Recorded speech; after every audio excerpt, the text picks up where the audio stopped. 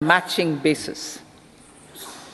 To address the emerging fervor for domestic tourism, Honorable Speaker, sir, projects for port connectivity, tourism infrastructure, and amenities will be taken up on our islands, including Lakshadweep. This will help in generating employment also. Promoting investments. The FDI inflow during 2014 to 23 was $596 billion US, marking a golden era. That is twice the inflow during 2005 to 14. For encouraging sustained foreign investment, we are negotiating bilateral investment treaties with our foreign partners in the spirit of First Develop India. FDI is First Develop India. Reforms in the states for Vikasit Bharat. Many growth and development enabling reforms are needed in the states for realizing the vision of Vikasit Bharat. A provision of 75,000 crore rupees as 50-year interest-free loan is proposed this year to support those milestone-linked reforms by the state governments. Societal changes. The government will form a high-powered committee for an extensive consideration of the challenges arising from fast population growth and demographic changes. The committee will be mandated to make recommendations for addressing these challenges comprehensively in relation to the goal of Vikasit Bharat. Amrit Kal as Kartavya Kal. Our government stands committed to strengthening and expanding the economy with high growth and to create conditions for people to realize their aspirations. Honorable Prime Minister, in his Independence Day address to the nation in the 75th year of our Republic, said, and I quote, "We commit ourselves to national development with new inspirations, new consciousness, new resolutions as the country opens up immense possibilities and opportunities. It is our Kartavya Kal." Unquote. Every challenge of the pre-2014 era was overcome through our economic management and our governance.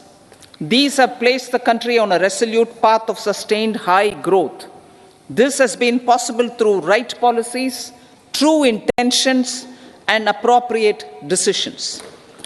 In the full budget in July, Honorable Speaker, our government will present a detailed roadmap for our pursuit of Vikasit Bharat.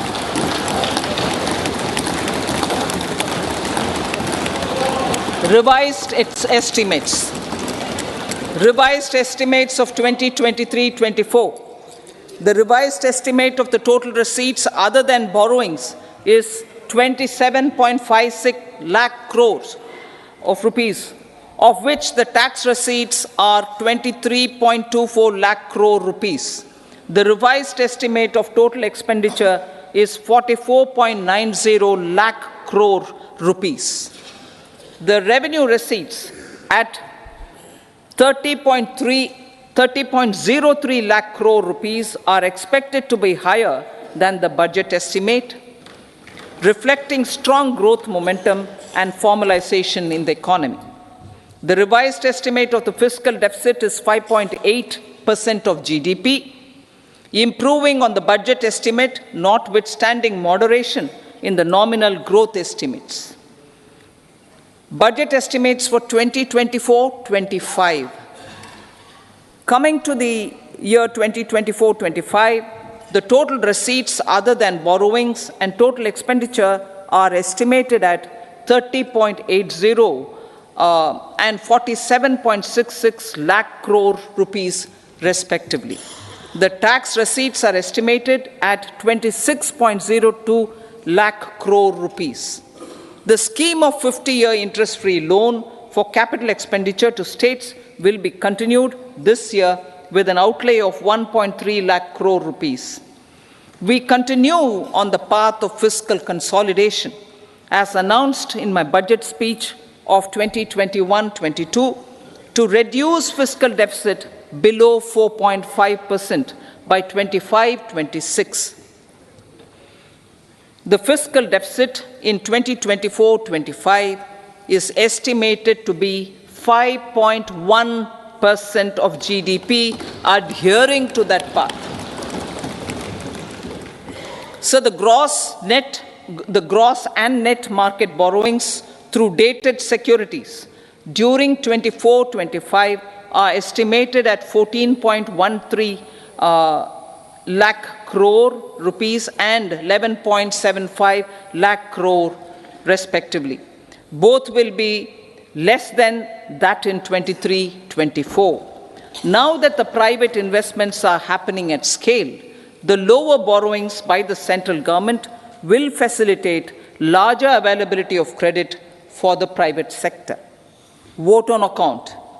I'll be seeking vote on account approval of the Parliament through the appropriation bill for a part of the financial year 2024-25. I will now move to Part B. Honourable Speaker, sir, over the last 10 years, the direct tax collections have more than trebled and the return filers swelled 2.4 times.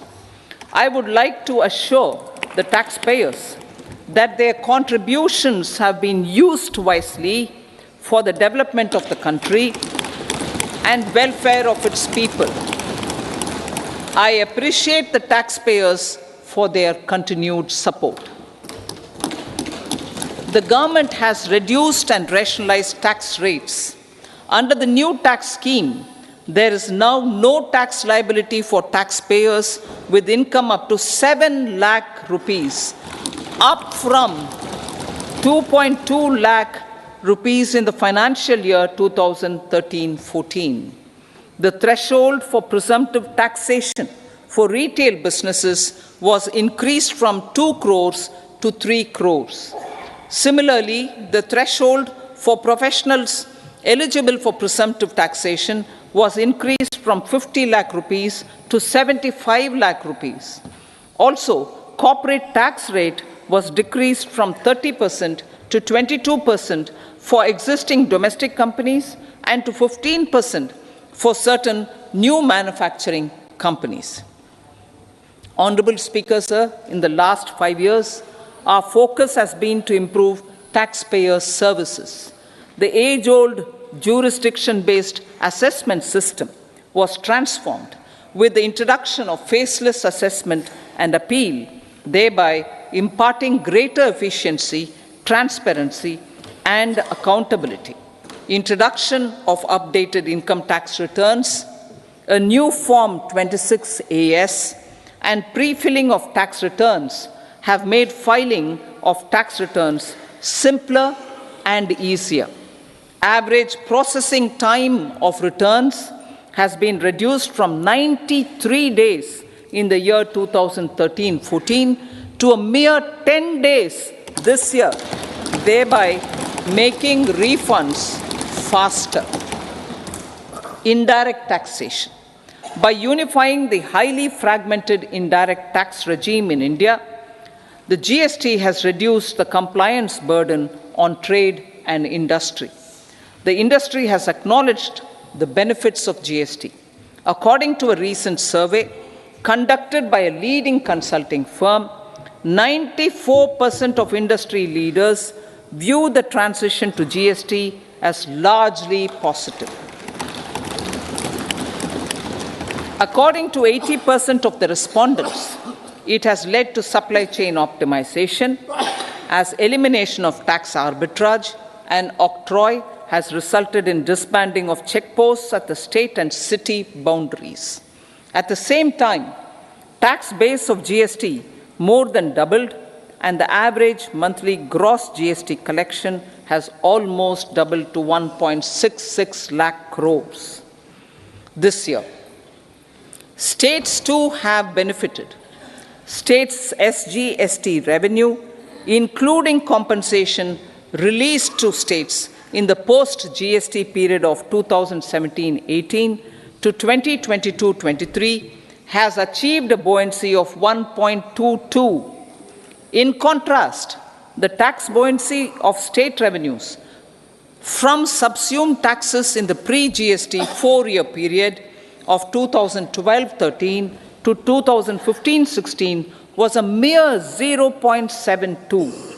The biggest beneficiaries are consumers, as reduction in logistic cost and taxes have brought down prices of most goods and services.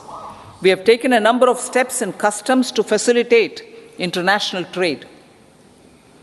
As a result, the import release time declined by 47% to 71 hours at inland container depots, by 28% to 44 hours at air cargo complexes, and by 27% to 85 hours at seaports over the last 4 years since 2019, when the national time release studies were first started. Tax proposals. As for tax proposals, in keeping with the convention, I do not propose to make any changes relating to taxation and propose to retain the same tax rates for direct and indirect taxes, including import duties.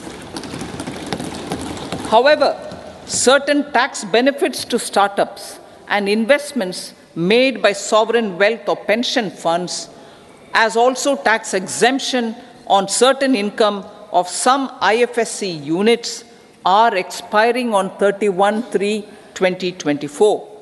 To provide continuity in taxation, I propose to extend the date to 31/3/2025. Moreover, in line with our government's vision to improve ease of living and ease of doing business, I wish to make an announcement to improve taxpayer services. There are a large number of petty, non-verified, non-reconciled, or disputed direct tax demands,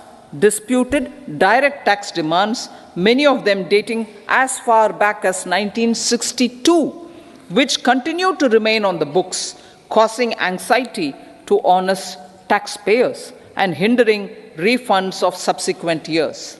Honorable Speaker, sir, I propose to withdraw such outstanding direct tax demands up to 25,000 rupees pertaining to the period up to financial year 2009-10 and up to 10,000 rupees for financial years 2010-11 to 2014-15. This is expected to benefit about 1 crore taxpayers. 1 crore taxpayers would benefit out of this. Economy then and now. In 2014, when our government assumed the reins, the responsibility to mend the economy step by step and to put the governance systems in order was enormous. The need of the hour was to give hope to the people, to attract investments, and to build support for the much-needed reforms. The government did that successfully, following a strong belief of nation first. The crisis of those years has been overcome, and the economy has been put firmly on a high, sustainable growth path with all-round development. It is now appropriate to look at where we were then. I repeat, it is now appropriate to look at where we were then till 2014 and where we are now, only for the purpose of drawing lessons from the mismanagement of those years. The government will lay a white paper on table of the House.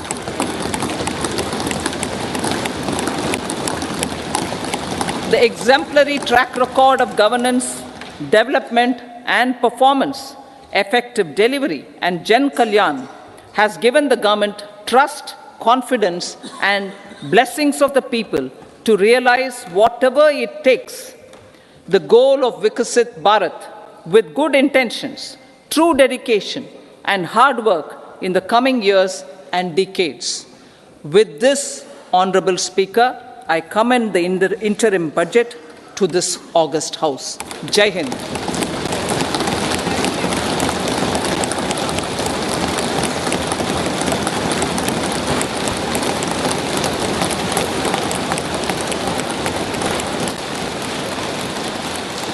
Item number 2 Shrimati Nirmala Sitharaman ji.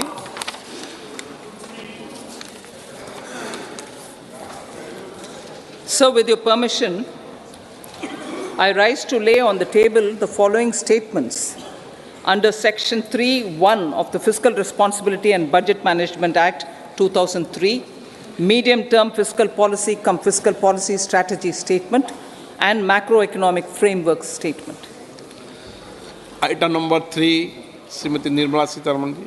Sir, with your permission, I rise to move for leave to introduce the Finance Bill 2024. प्रश्न ये है कि विधेयक को पुनर्स्थापित करने की अनुमति प्रदान की जाए। जो सदस्य इसके पक्ष में हाँ कहें, जो सदस्य विरोध में ना कहें। मेरे विचार में निर्णय हाँ वालों के पक्ष हुआ, हाँ वालों के पक्ष हुआ। माननीय मंत्री जी विधेयक को पुनर्स्थापित करें। So I introduce the bill. सभा की कार्रवाई शुक्रवार दिनांक 2 फरवरी 2024 को प्राप्त 11 बजे तक के लिए स्थगित की जाती है।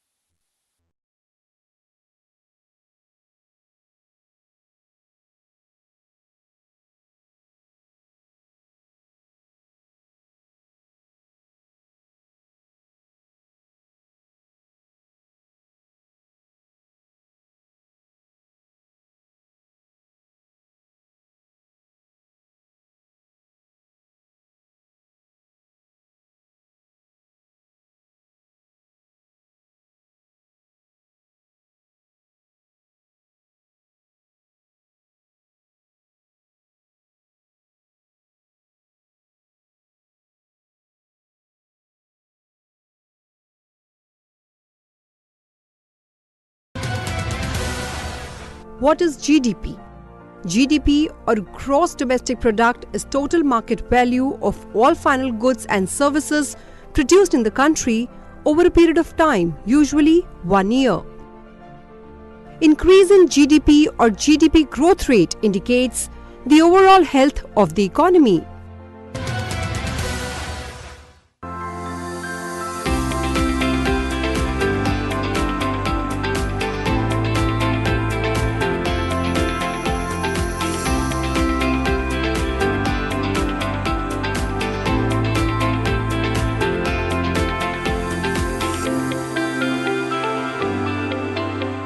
कि 21वीं सदी का भारत इंफ्रास्ट्रक्चर प्रोजेक्ट में कोऑर्डिनेशन में कमी की वजह से ना पैसे का नुकसान उठाए और ना ही समय गंवाए।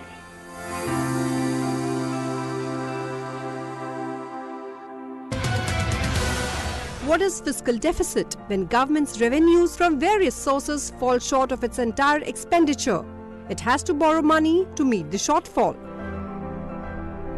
The excess of expenditure over receipts is called fiscal deficit.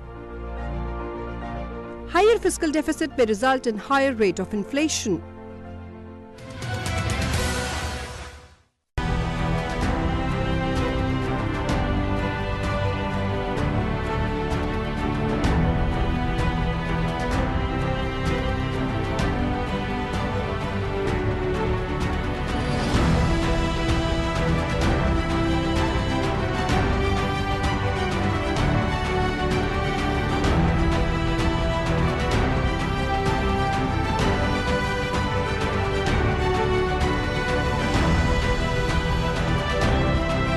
आत्मनिर्भर भारत के संकल्प को हमें मिलकर के इसे सिद्ध करना है, चाहे प्राइवेट सेक्टर हो या पब्लिक सेक्टर हो या फिर हमारे फॉरेन पार्टनर्स।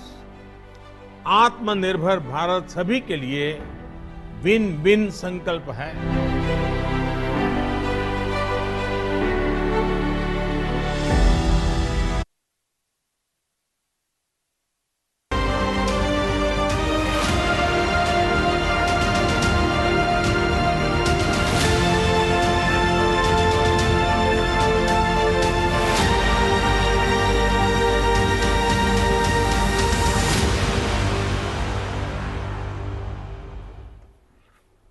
जी हाँ, वित्त मंत्री निर्मला सीतारमण ने आज छठी बार बजट पेश किया है। सरकार ने हर चुनौती का सामना किया है, वित्त मंत्री ने अपने बजट भाषण में कहा, और उन्होंने साथ में ये भी जोड़ा कि देश में रोजगार के अवसर लगातार बढ़े हैं और हम समावेशी विकास के लिए प्रतिबद्ध हैं।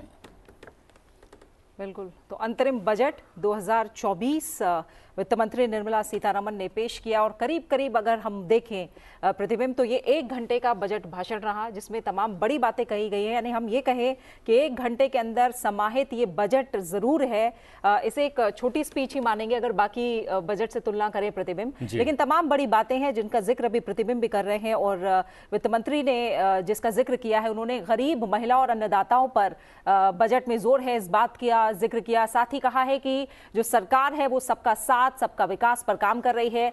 80 करोड़ लोगों को मुफ्त राशन उपलब्ध कराया गया और विशेष जनजातियों के लिए विशेष योजना सरकार की तरफ से लाई गई है। जी हाँ, और उच्च शिक्षा का लगातार उन्होंने अपने बजट भाषण में जिक्र किया। उन्होंने कहा कि महिलाओं के दाखिले उच्च शिक्षा में लगातार बढ़े हैं। साथ ही उन्होंने ये भी बताया कि आईआईटी और आईआईएम की संख्या पिछले कुछ वर्षों में लगातार बढ़ी है, और साथ ही उन्होंने ये भी जोड़ा कि वैश्विक स्तर पर जो बड़े विश्वविद्यालय हैं वो किस तरीके से भारत के साथ मिलकर भारत में ही अपने विश्वविद्यालय और कॉलेजेस खोल रहे हैं। और आवास को लेकर भी उन्होंने बहुत सारी बातें अपने बजट भाषण में कही हैं। तो बिल्कुल हम एक बार फिर से सुनेंगे कि वित्त मंत्री निर्मला सीतारमण ने बजट में क्या क्या बड़ी बातें कही हैं। कुछ ही देर में हम आपके सामने लेकर आएंगे। जिस बात का जिक्र है वो 2047 तक भारत को एक विकसित राष्ट्र बनाना है और उसी को लेकर जो रोड मैप आगे रखा गया है कहीं ना कहीं वो हमें विकसित राष्ट्र बनने में मदद करेगा। 2030 तक जब हम तीसरी सबसे बड़ी अर्थव्यवस्था होंगे, इसका कहीं ना कहीं रास्ता तय किया गया है। पिछली बार जब हमने बजट में देखा था ग्रीन ग्रोथ को लेकर सरकार का काफी ज्यादा फोकस था, क्योंकि जब हम हम इकोनॉमी को डेवलप करने की बात कर रहे हैं तो कहीं ना कहीं जलवायु के प्रति जो हमारी प्रतिबद्धता है, विकास के रास्ते पर जलवायु के चिंता करते हुए हमें चलना है, इस पर हमने फोकस देखा था।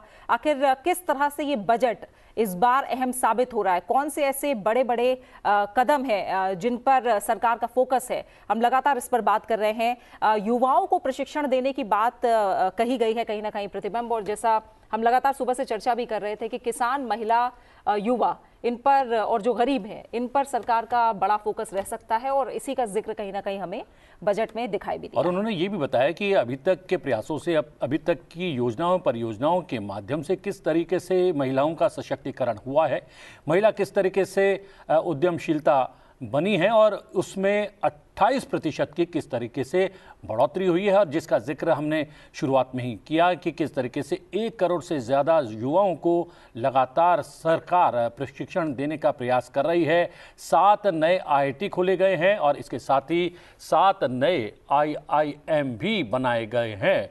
इसके अलावा बजट भाषण में डिजिटल ढांचे के विकास पर भी बात की गई और कहा कि सरकार का जोर लगातार डिजिटल ढांचे के विकास पर है।